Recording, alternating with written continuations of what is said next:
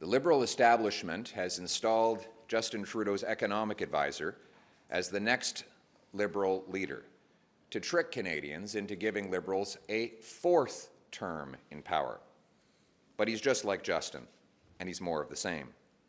We have the same Liberal MPs, the same Liberal advisors, the same Liberal promises, who will produce the same Liberal results: doubling housing costs, doubling the debt, doubling lineups at food banks, enriching the global elites at the expense of the working class, and making our economy more helpless and reliant on the Americans than ever before.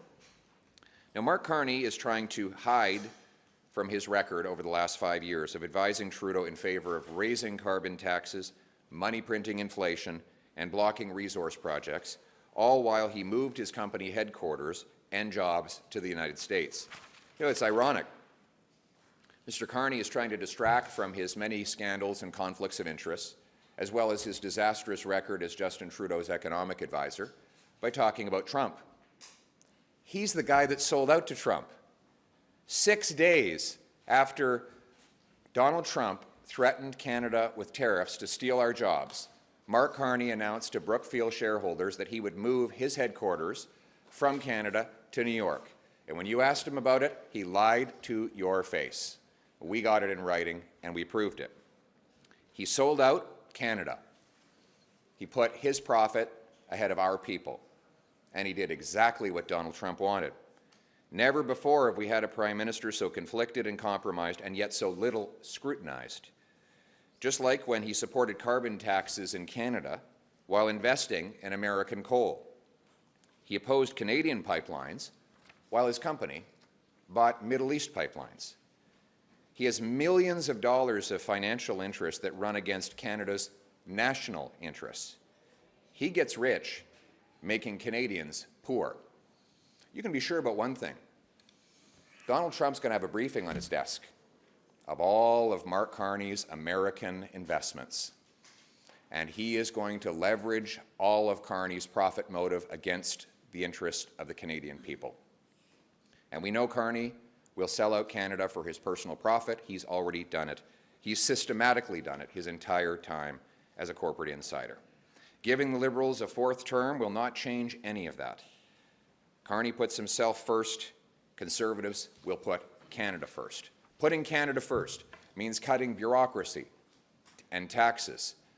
It means passing a big, beautiful, bring-it-home tax cut, lowering tax rates on work, investment, energy, and home building. It means axing the carbon tax for real, for good, for everyone, forever. It means repealing the Liberal No New Pipelines Law C-69 and instead granting rapid permission to our companies to build more pipelines, more natural gas exports, more data centers, mines, and other natural resources to bring home powerful paychecks and production to our people. We need an east-west pipeline, and we need to say it in both French and English. Nous avons besoin d'une pipeline d'un océan de l'ouest à l'est. Dans les deux langues officielles, il faut le dire sans équivoque, pour briser notre dépendance sur les Américains. We need to break our dependence on the Americans by building east-west pipelines. We need more interprovincial trade. We need to unleash our free enterprise system to reverse the helplessness that the Liberals have caused over the last 10 years of tax and keep it in the ground extremism. More than anything, we need to bring back the Canadian promise. In a country where we trade with each other, we produce our own resources, we build homes for our people, we protect our weak and vulnerable while standing up to the Americans abroad. The Canadian promise is that anyone from anywhere can achieve anything, that hard work gets you a great life in a beautiful home, on a safe street, protected by solid borders and brave troops under a proud flag. Canada, let's bring it home. Mr. Poilievre, what economic and diplomatic experience do you have to go up against Donald Trump? Oh, quite a lot, actually. So I was the Minister of Jobs and housing in the Harper government, during which time housing cost half as much as it does today. I helped Mr. Harper cut the GST, cut income tax, cut business tax, and balance the budget. Over my time in Parliament, I've been scrutinizing and studying the books on the Public Accounts Committee, the Operations Committee, the Finance Committee.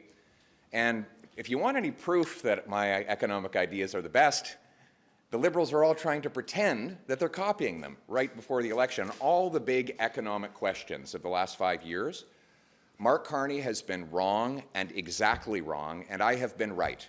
I said 5 years ago the money printing would cause inflation. He said deflation was on the horizon. I turned out to be right. I said the carbon tax would drive up food prices, and it did. Drove them up 37% faster in Canada than in the United States of America. I was the first parliamentarian to predict that we would have the inflation crisis, while Carney, Freeland, Trudeau, and others were saying that we would not. I was the first one to be, along with my Conservative colleagues, fighting for pipelines. Pipelines now everyone claims that they support after opposing them for the last 10 years. So if Mr. Carney is so smart on economics, how is it that he was so wrong for so long on all of the economic issues? One thing I don't have experience with is taking jobs out of Canada, moving them to the United States, selling out our resource workers to support Middle Eastern resource workers. That's not the kind of experience that I have, but that's not the kind of experience that we want. Despite what you're saying, recent polls are showing that more Canadians trust Mark Carney to deal with Donald Trump rather than you. Why do you think your message is not cutting through and getting through to Canadians? Canadians have a choice in the next election. Do they want to give the Liberals a fourth term in power after they drove up housing costs, food prices, and taxes, blocked resource projects, and made us more reliant on Trump's America? Or do they want Canada First Conservatives who will axe taxes, build homes, unleash production of our resources, and bring home paychecks, production, and sovereignty to our country? Mr. Poilievre, what instructions have you given your caucus members and your candidates about wearing MAGA merchandise or using MAGA slogans? Well, my instruction is that we should put Canada first. We want to put our country first, stand up for our country against both American aggression, but also against the destructive Liberal policies that have made us helpless and reliant on the U.S. I have also made it clear to my members of Parliament that we should favor bringing jobs back to Canada, not move them to the United States of America, as Mark Carney did when he had the chance. Do you still think we're going to have a carbon tax election, considering Mark Carney says he's going to scrap the consumer one? We are going to have a carbon tax election because Mark Carney has proposed to add another industrial carbon tax on top of the existing one. In days, Donald Trump could impose tariffs on Canadian steel. At the same time as Mark Carney says that he wants a new carbon tax on Canadian steel. By the way, it's not me that says his tax would apply to steel. It's him. In an interview he gave to CTV in Atlantic Canada a month ago, he claimed that taxing steel was a great idea because people, he says, don't use steel anymore. Well, this building would come crashing down without steel. Automobiles would be impossible to make without steel. Our civilization is, the bones of our civilization is steel. And Mark Carney wants to bring in a big industrial carbon tax on our steel workers at exactly the same time as Trump plans to tariff our steel. The combination of Trump's tariffs and carbon tax, Carney's tax, would destroy our steel sector and threaten our national security. What do you think about Doug Ford? Ask Mr. Harper about Mr. Carney saying that Mr. Harper offered him the post of finance minister. Mr. Harper confirmed to me that Mark Carney has taken credit for things he has not done, and that, if I could, he said that Mr. Carney he was astonished, really, at how Mark Carney took credit for things he never did. And at the same time, we know this is a pattern for Mr. Carney. He claimed that he helped Paul Martin balance the budget in 1998 Well, Mark Carney wasn't even in the country or working for the government at that time. He didn't join the government as a bureaucrat until 2004. So this is a consistent pattern of Mark Carney lying to the Canadian people. You know what I find interesting about Mark Carney? He doesn't want to take responsibility for the things he actually did, like advising Trudeau for the last 5 years, but he wants to take credit for things he did not do, like managing Canada's financial policies under the Harper government. I just want to clarify because Mr. Harper is not, okay.